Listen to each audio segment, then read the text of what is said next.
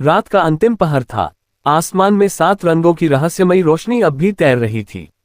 निषिद्ध ड्रैगन की गुफा से लौटने के बाद भी आरव की हथेली पर बने 2 ड्रैगन चिन्ह लगातार चमक रहे थे, एक सुनहरा और दूसरा हल्का काला।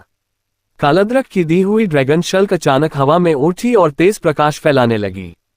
कुछ ही क्षणों में वह प्रकाश एक प्राचीन नक्शे में बदल गया। नक्शे पर केवल एक स्थान चमक रहा था, ड्रैगन सम्राट का खोया हुआ महल। उसके नीचे चेतावनी लिखी थी, जो इस महल में प्रवेश करेगा उसे अपने अतीत, वर्तमान और भविष्य तीनों का सामना करना होगा। आरव ने दृढ़ स्वर में कहा, यहीं से मेरी असली यात्रा शुरू होती है। अगली सुबह आरव, मीरा, कबीर और कालद्रक उस पहाड़ी मार्ग की ओर बढ़े जहां सदियों से कोई इंसान नहीं पहुंचा था। 3 दिनों की कठिन यात्रा के बाद वे एक ऐसी घाटी में पहुंचे जो किसी दूसरी दुनिया जैसी लग रही थी। घाटी के बीचों बीच बादलों के ऊपर तैरता हुआ एक विशाल महल दिखाई दे रहा था। महल पूरी तरह सुनहरे और काले पत्थरों से बना था। उसकी दीवारों पर हजारों ड्रैगनों की आकृतियां उकेरी गई थीं। मीरा आश्चर्य से बोली, ये महल हवा में कैसे तैर रहा है? कालद्रक ने धीमी आवाज में कहा, यह कोई साधारण महल नहीं, ये ड्रैगन सम्राट का सिंहासन है। केवल उत्तराधिकारी ही यहाँ प्रवेश कर सकता है। महल तक पहुंचने के लिए हवा में बने पत्थर के पुल पर कदम रखते ही पूरा पुल नीली रोशनी से चमक उठा। अचानक उनके सामने पारदर्शी कवच पहने दर्जनों प्राचीन रक्षक प्रकट हो गए। उनके हाथों में चमकती तलवारें थीं। सबसे आगे खड़े रक्षक ने कहा, अपनी पहचान सिद्ध करो। आरव ने अपनी हथेली आगे बढ़ाई। ड्रैगन का सुनहरा चिन्ह चमक उठा। रक्षक कुछ पल तक उसे देखते रहे, फिर सभी घुटनों पर बैठ गए। स्वागत है, ड्रैगन सम्राट के उत्तराधिकारी। महल का विशाल द्वार धीरे धीरे खुला।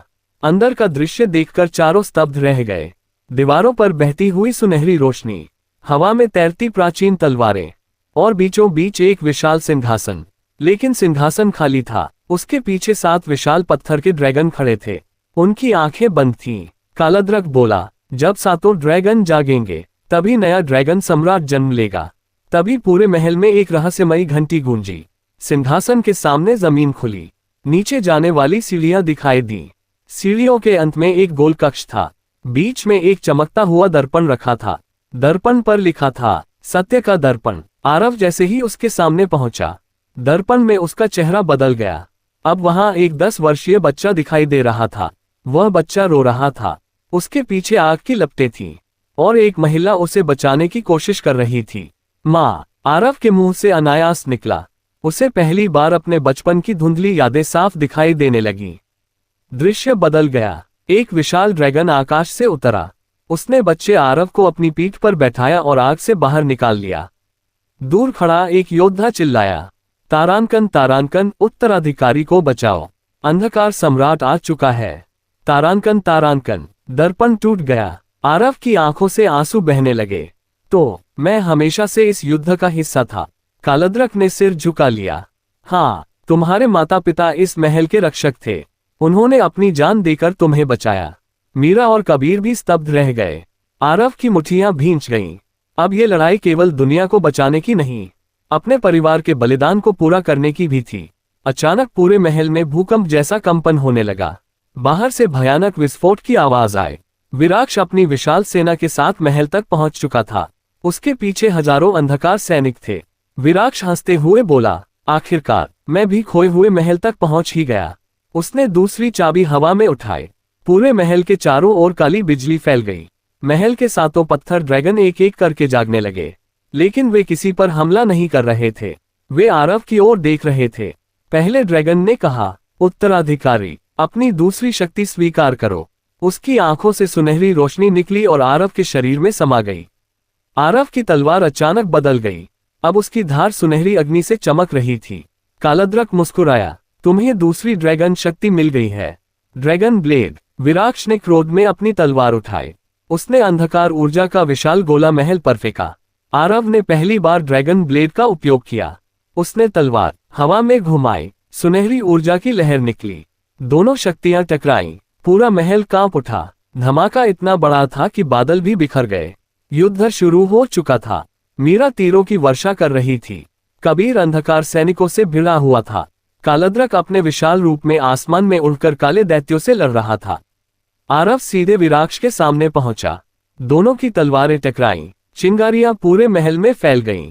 विराक्ष बोला, तुम चाहे जितनी शक्तियां पालो, अंधकार सम्राट को नहीं रोक सकते। उसी समय महल के सबसे ऊंचे गुंबद से एक रहस्यमयी प्रकाश उतरा। सिंहासन के पीछे छिपा एक गुप्त कक्ष खुल गया। उसके भीतर एक प्राचीन मुकुट रखा था। 7 ड्रैगनों की आवाज एक साथ गूंजी। ड्रैगन सम्राट का मुकुट। लेकिन जैसे ही आरव उसकी ओर बढ़ा, मुकुट के सामने एक अदृश्य दीवार खड़ी हो गई। एक आवाज आए, तारांकन तारांकन, केवल वह व्यक्ति यह मुकुट पहन सकता है जिसके भीतर प्रकाश और अंधकार दोनों का संतुलन हो। तारांकन तारांकन। आरव रुक गया। उसकी हथेली पर बना काला चिन्ह अचानक फैलने लगा। वह दर्द से चिल्ला उठा। विराक्ष मुस्कुराने लगा। देखा, तुम्हारे भीतर अंधकार जाग चुका है।